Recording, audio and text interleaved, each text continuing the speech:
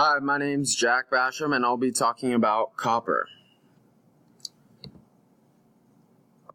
Interesting characteristics of copper are that copper has been used for at least 10,000 years, but almost 95% of all of the copper mined and smelted has been extracted since 1900. Copper is one of the few metallic elements with a natural color other than gray or silver. Copper is a constituent of tobacco smoke. Actually, the tobacco plant readily absorbs and accumulates heavy metals such as copper from the surrounding soil into its leaves. These are actually absorbed into a regular smoker's body following inhalation. Another interesting characteristic is that gram quantities of various copper salts have been taken in suicide attempts to provide acute copper toxicity in humans. There's copper right there. The alloy of copper, as an example of a mineral formed using this element, is combined with nickel, and it's called cupronickel. It's used in low denomination coins, often for outer cladding. The US 5-cent coin is actually 75% copper and 25% nickel.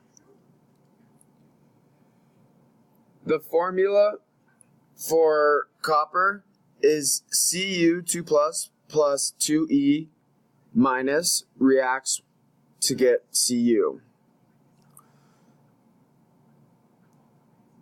Copper forms a rich variety of compounds, usually with oxidation states +1 and +2, which are often called cuprous and cupric.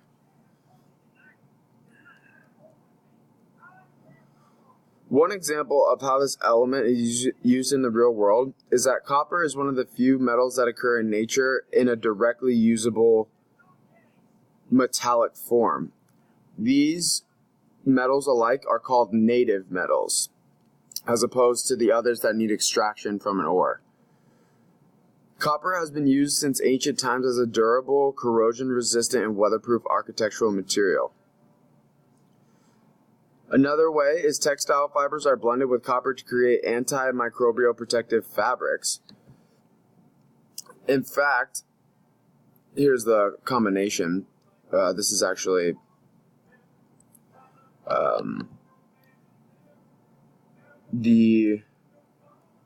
this is copper to sulfate. This is how you get that deep fluorescent blue color.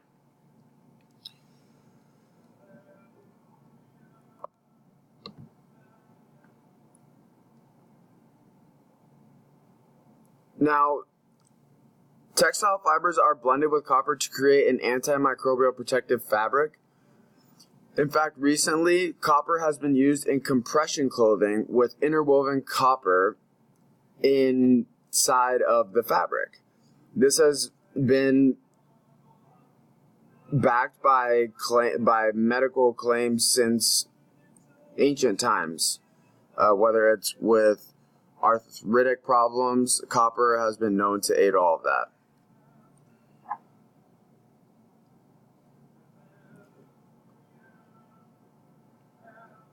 Copper is used as a conductor of heat and electricity as building material and as a constituent of various metal alloys, such as sterling silver in jewelry, cupronickel used in hardware and coins,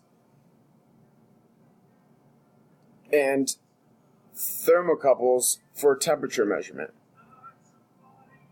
The major applications of copper is actually 60% of the electrical wire industry, 20% goes into roofing and plumbing, 50% of copper's production goes into industrial machinery, and copper is often used as a pure metal.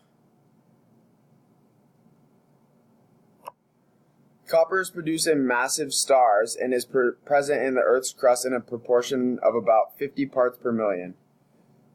In nature, copper occurs in a variety of minerals, including native copper, as we said earlier, in its pure form readily usable. Can this mineral be found in Arizona? Arizona is actually one of the largest copper producers in the world. Several locations are Jerome, Ajo, Bisbee, Globe, White Mesa. There's a lot of copper mining going on in Arizona. Why are minerals important? Because without the proper understanding of utilizing minerals, from the research that I have gathered, our production as a civilization would be on a primitive level. It is because of minerals and chemicals alike that we not only can make use of what is around us by not wasting it, but use things in a way that can make the impossible seem easy.